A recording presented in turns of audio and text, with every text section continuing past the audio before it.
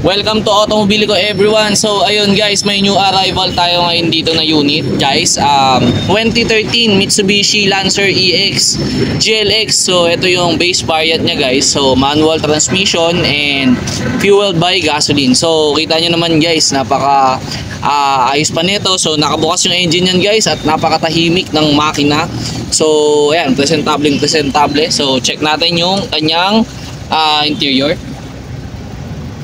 Okay, check natin ang kanyang interior guys. So dito tayo sa sidings niya guys. Kita nyo naman, makinis, maayos na maayos. Ito, pagdating dito, pati ito. So yan, naka-leather na rin tong kanyang sidings.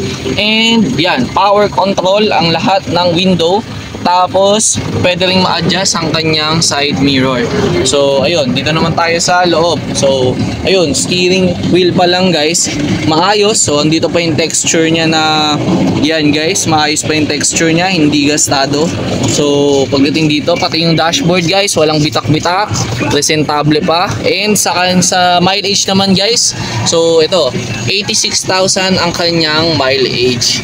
Ayan guys. And when it comes to upholstery guys, sa kanyang seat cover, naka-leather yan guys. Ito, so ayan, naka-leather siya. Maayos pa guys, hindi bitak-bitak. And ayun guys, pagdating naman dito sa kanyang infotainment system guys, ayun, upgraded na rin.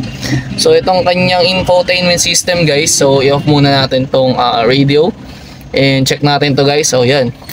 So yun, naka-touchscreen siya. And ito, pwede kayo mag-connect via Bluetooth.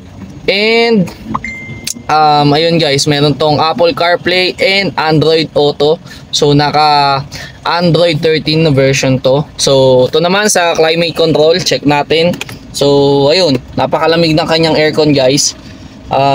Ayun, hindi hilaw at malamig na malamig. So ayun, sabi ko kanina, ito yung kanyang shift knob dahil manual transmission siya. And then ayun, meron din pala tong dashcam. So yan, dito check natin. Yan, may dashcam na rin yan guys. So ayun, okay na okay itong ating 2013 Mitsubishi Lancer. Ayun guys, meron din pala tong rear sensor and rear camera sa likod. So ayan, naka-connected na siya dito sa ating head unit. So ayan siya guys, pwede kayo ma-assist so pag umaatras. So para iwas ng bangga sa likod. Second row guys, check natin yung kanyang second row. So sa second row, ganun din guys, napaka-presentable, maayos ang kanyang interior, pati yung kanyang seat cover, leather. So ayun guys, 4 speaker pala to. So meron din palang speaker dito sa kanyang rear door.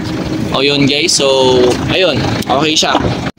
Okay sa engine guys, naka 1.6 liter na engine to. So yan, ayan, naka MI VEC. And also, yun yung battery niya guys. Ito, naka 2SM na Motolite Gold. So, ayan siya guys. Tapos check natin yung langis.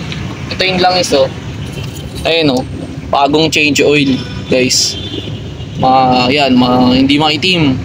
So, malinaw na malinaw. Ayan guys, ayos pa to.